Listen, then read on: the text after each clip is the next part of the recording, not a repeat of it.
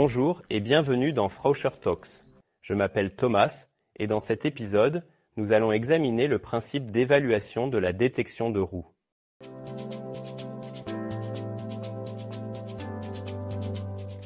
Nous savons déjà que deux composants principaux sont nécessaires pour créer un système de détection de roues. D'une part, nous avons le capteur de roues qui est monté directement sur le rail et fait donc partie de ce qu'on appelle les équipements à la voie. D'autre part, nous avons besoin d'une carte d'évaluation qui est située soit dans une armoire le long de la voie, soit dans un poste d'enclenchement dans la gare la plus proche. Comme cet élément n'est pas directement exposé aux conditions environnementales, la carte d'évaluation fait partie de l'équipement intérieur. Les deux composants sont généralement connectés via un câble de signalisation qui va de la voie à la carte d'évaluation. Le capteur de roue fournit un courant analogique et le câble de signalisation achemine le signal jusqu'à la carte d'évaluation. La carte d'évaluation prend ce signal analogique du capteur et le convertit en impulsion numérique.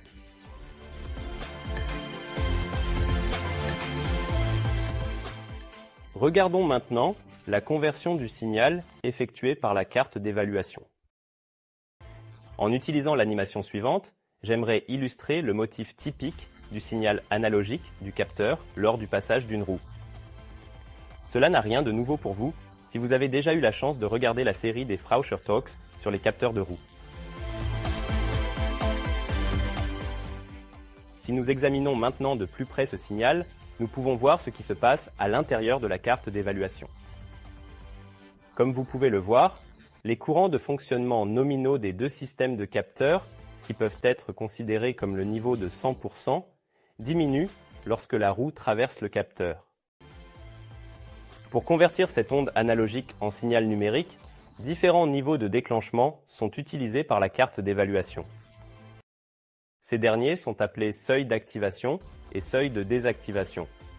Selon le système de détection de roue utilisé, ces seuils de déclenchement sont soit codés en dur dans le logiciel de la carte, soit ils peuvent être configurés de manière flexible en fonction des exigences de l'application. Dès que le courant analogique du système de capteur tombe en dessous du seuil d'activation, la carte d'évaluation génère un signal numérique. Ce signal numérique dure tant que le courant analogique reste en dessous du seuil de désactivation. En atteignant ce point spécifique, le signal numérique est remis à son niveau d'origine. Le deuxième système du capteur de roue suit la même procédure.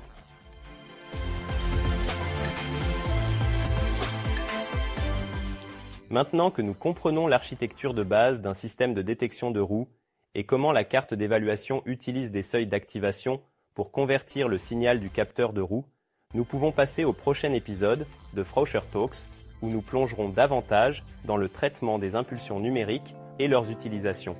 Alors, merci de nous avoir rejoints et à bientôt dans le prochain épisode de Frauscher Talks.